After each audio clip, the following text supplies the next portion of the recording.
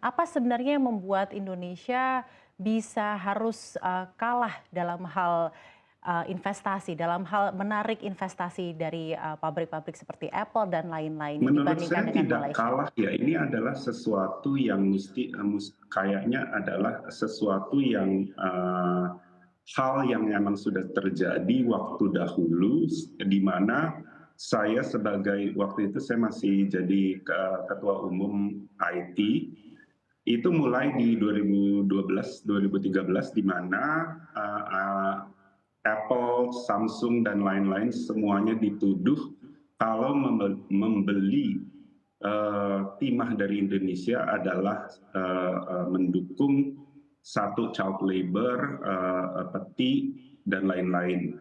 Sehingga waktu itu saya malah Apple eh, justru senang sekali karena IT itu dibuat di 2014 ya. Sebelumnya mereka itu semuanya harus mendatangi satu smelter satu-satu gitu. Di mana dulu asosiasi kami waktu itu masih jadi satu asosiasi ya, AETI saja, di mana semua di bawah naungan kami, sehingga kami waktu itu berkomitmen untuk saya menanyakan ke Apple, apakah inti dan tujuan dari kalian. Soalnya karena secara regulasi dan lain-lain kami sudah tidak ada yang namanya melegalkan child labor, bahkan melegalkan peti-peti, sehingga semuanya masih bisa diluruskan kembali. Dan bahkan semuanya kan kami sudah compliant terhadap RMI ya, Responsible Mining Initiative, di mana semua traceability kami itu sudah mereka audit dan sudah ada sertifikat dari mereka. Eh, karena saya menangani mereka dengan baik dan memberikan solusi, di mana outputnya adalah mereka membuat tim working group. Jadi mereka EICC, Electronic Industry Citizen Coalition, itu membuat satu tim working group yang dimana itu dikepalai Apple, dan Apple dengan IT membahas ini lebih dari setahun lebih ya, membahas, sehingga kami pun juga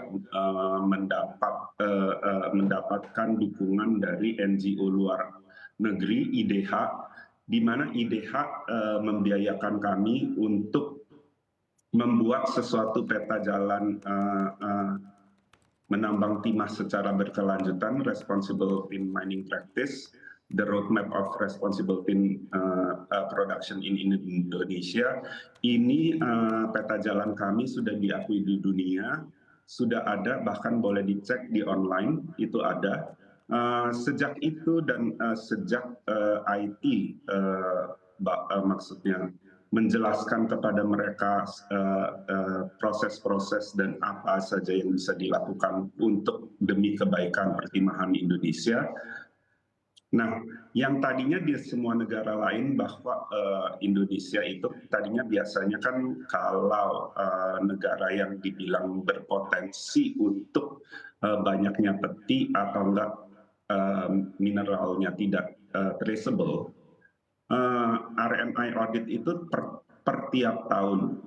Karena kami waktu itu IT berjalan baik dengan mereka, kami sudah dikasih maksudnya keringanan, di mana kami diaudit hanya per 3 tahun. Jadi boleh bilang Indonesia itu sudah tidak lagi di mata mereka adalah high risk country, gitu.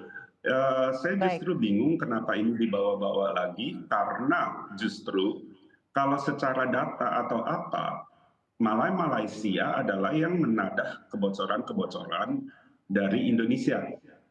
Malaysia pasokannya juga banyak dari Bisa jelaskan Kongo. Mas, kapan waktu itu Kongo Anda berbicara dengan pihak Apple mengenai meyakinkan dalam hal responsible mining practice sudah dilakukan Indonesia dengan baik yang bersama itu dengan IT di yang sudah tadi Anda lakukan? 2014 sampai 2015. 2015 itu sudah penandatanganan MOU dengan NGO luar negeri.